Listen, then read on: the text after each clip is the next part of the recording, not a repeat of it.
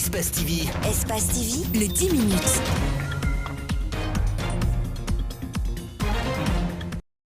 Le groupe des syndicalistes qui a tenu le mois dernier un congrès à Mamou veut tenir tête au groupe de Louis Mbemba Souma. L'USTG qu'il continue de diriger a enregistré le retour de plusieurs autres fédérations au sein de leur centrale syndicale. Ousmane Tano Baldé, membre du nouveau bureau contesté, apporte des précisions en indiquant que le rendez-vous de Mamou avait connu la présence des congressistes venus des différentes villes du pays. Les anciens membres du bureau qui sont restés à Conakry sans vouloir pour autant se rendre à Mamou savent pourquoi eux ne sont pas partis. Et véhicule même a été dépêché pour dire à Louis Mbemba de monter, qu'on assure son transport aller-retour pour qu'il aille à Mamou. Il pouvait aller alors à Mamou, dire carrément aux congressistes présents que le congrès est reporté. Parce qu'on ne peut pas reporter un congrès à 12 heures d'intervalle. C'est du jamais vu. La reconnaissance de la nouvelle structure USTG, dirigée par Abdoulaye Kamara, ne constitue en aucun cas un souci pour ce groupe. Il estime que Louis Mbemba Souma n'est pas légaliste. Moi, je ne cherche même pas à être reconnu par Aboubakar Souma et Louis Mbemba Souma. Ce n'est pas mon problème. C'est des gens qui étaient dans le même bureau que moi. Ils ne peuvent pas me dire qu'ils me reconnaissent ou qu'ils ne me reconnaissent pas. Moi, je sais que le congrès de Mamou a été convoqué par le secrétaire général sortant, Louis Mbemba Souma. Des questions de supputation sur le financement du congrès seraient à la base de l'absence de Louis Mbemba Souma à Mamou, nous ont-ils confié. Il y a une commission financière qui a été constituée avant le congrès, qui devait en principe éplucher cette question, n'est-ce pas, et le sortir d'une situation de 5 ans de gestion, 5 ans de mandat. Malheureusement, cette commission n'a pas travaillé, tout simplement parce que, n'est-ce pas, on a senti qu'il y avait des bavures dans cette gestion. C'est pour ça que les gens, nous en sommes sûrs, c'est pour ça qu'ils ne sont pas allés à Mamou. Du côté de Conakry, un autre congrès est prévu pour les 19, 20 et 21 novembre 2018. La crise persiste au sein de la centrale syndicale USTG. La Guinée s'engage à changer son environnement en s'inscrivant dans le programme Sécurité alimentaire, la restauration des terres et le paysage. Un programme de soutien du Fonds pour le développement mondial en vue de réaliser des projets concernant la biodiversité et le changement climatique. C'est pour atteindre les objectifs du programme Impact que le présent atelier de dialogue national sur le FEM7 a eu lieu. À cet effet, je voudrais ainsi vous exhorter à vous engager entièrement dans la lutte globale qui requiert la planification programmatique du FEM7. Ce programme national multipartite s'est tenu devant les acteurs impliqués de l'environnement qui, en toile de fond, ont discuté des problèmes qui assaillent le secteur et proposé des stratégies d'adaptation liées au changement climatique pour la Guinée. Cela nous permettra de rallonger notre subvention à près de 11 millions de dollars. Donc pour le cycle 4 2018-2021, la Guinée aura 11 millions de dollars pour financer des programmes et projets environnementaux. Des financements sont accordés par le Fonds pour le développement mondial en vue de réaliser des projets, à savoir le traitement des déchets, la biodiversité, le changement climatique, entre autres. La Guinée possède plus de 6 millions d'hectares de terres arables, mais on constate qu'il y a encore des problèmes de sécurité alimentaire. Alors il s'agit pour nous de faire en sorte que tous les acteurs qui travaillent ou qui interviennent dans le système, dans le secteur agricole, puissent se parler et définir ensemble des stratégies pour mettre en place des mécanismes de lutte contre l'insécurité alimentaire. En Guinée, le changement climatique est une réelle menace pour la sécurité alimentaire. De par ce projet, le ministère de l'Environnement entend instaurer des mécanismes d'adaptation pour protéger les populations. Quand les caméras sont admises dans la salle, on a trouvé des visages fermés.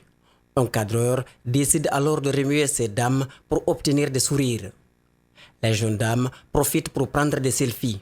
Entre femmes, elles ont décidé de ne plus être résignées, mais plutôt d'aller au combat politique. Elles tiennent coûte que coûte à avoir un tête-à-tête avec le ministre de la Sécurité. Qui n'est autre que l'assassinat de nos enfants, de la destruction de l'avenir de ce pays. Malheureusement, il n'a pas voulu assumer, il n'a pas voulu nous recevoir. Donc, nous allons revenir à la charge en lui envoyant un courrier pour lui demander de bien vouloir nous recevoir, parce qu'il faut qu'on le rencontre, il faut qu'on lui dise ce qui se passe sur le terrain. S'il n'a pas les informations ou s'il n'a pas toutes les informations, il faudrait que nous, on lui dise exactement ce qui se passe sur le terrain. Elle souffle le chaud et le froid tout en gardant l'objectif, la protestation et l'exigence. Après le recueillement vendredi sur les tombes des militants tombés pendant des manifestations politiques, suivra la rédaction des correspondances destinées à certains responsables des autorités publiques. Une manifestation est prévue le mardi prochain qui commencera du carrefour de Bambeto jusqu'à Dixine. 3. L'Assemblée des femmes propose d'écrire au ministère de la Sécurité, au ministre de la Sécurité, au ministre des Affaires sociales et de l'Action féminine et le haut commandement de la gendarmerie pour demander des rendez-vous. Après les hommes, les femmes commencent à prendre goût des revendications politiques. Celles-ci entendent casser cette tradition qui fait de la junte féminine une couche qui n'a de rôle qu'applaudir. 3 jours de formation au cours desquels se tiendra un échange sur les dettes illégitimes. Des dettes contractées sur les dos des citoyens et qui ne les servent à rien, sauf contribuer à les appauvrir. Le CADTM s'inscrit dans le cadre de l'annulation intégrale sans condition de la dette. C'est de cette dette que nous voulons parler et partager ces informations avec les acteurs de la société civile, notamment les ONG en République de Guinée. Chaque année, le Fonds monétaire international accorde du crédit aux pays africains, mais le remboursement de ces dettes devient un sérieux défi. Cet expert malien a un regard pertinent sur les impacts de ces dettes sur la vie des populations. Cette dette contractée au nom des citoyens qui n'a pas servi à son développement, donc peut-être c'est une dette qui a fait l'objet de corruption et de détournement. Donc on ne peut pas demander aux citoyens de rembourser une dette qui n'a pas servi à son développement. Avec une 50aine de participants, ce séminaire va relever tous les facteurs qui favorisent l'accroissement illicite de ces dettes, mais aussi proposer des alternatives à prendre en compte. Il y a aussi la question de la corruption, effectivement, qu'il faut aussi régler, parce que si les contrôleurs financiers produisent leurs rapports, il y a des manques à gagner qui sont déclarés, et donc il faut les recouvrer. Ce programme vise à renforcer les synergies d'action dans la coopération Sud-Sud, afin de trouver des solutions idoines aux problèmes d'endettement de l'Afrique. Au moment où nous célébrons ce centenaire de la fin de la Grande Guerre, au moment où la voix des témoins s'est éteinte pour toujours, il est incompréhensible que ceux de 14 ne figurent pas dans ce lieu, eux dont la victoire a sauvé la patrie.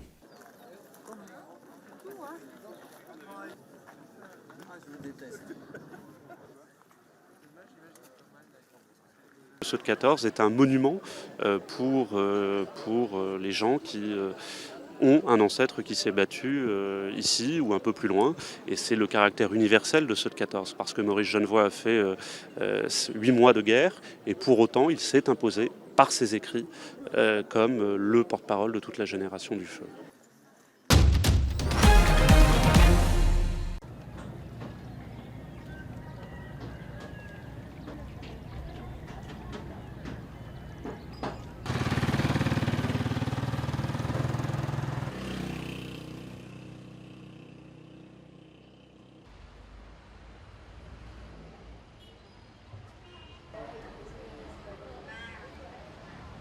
Ayoko na makita dun eh. Naalala ko yung bagyong Yolanda eh. Siyempre parang meron na din akong pag nakarinig ako ng ulan, ganun. Parang may trauma, konti. Parang ayaw ko nang bumalik doon. Dili ako naghihingyap yung karikuhan. Maging mayaman kami. Inihingi ko lang na katamtama lang makatapos sa pag-aaral ang anak ko, makapaghanap ng mabuting trabaho mga anak ko.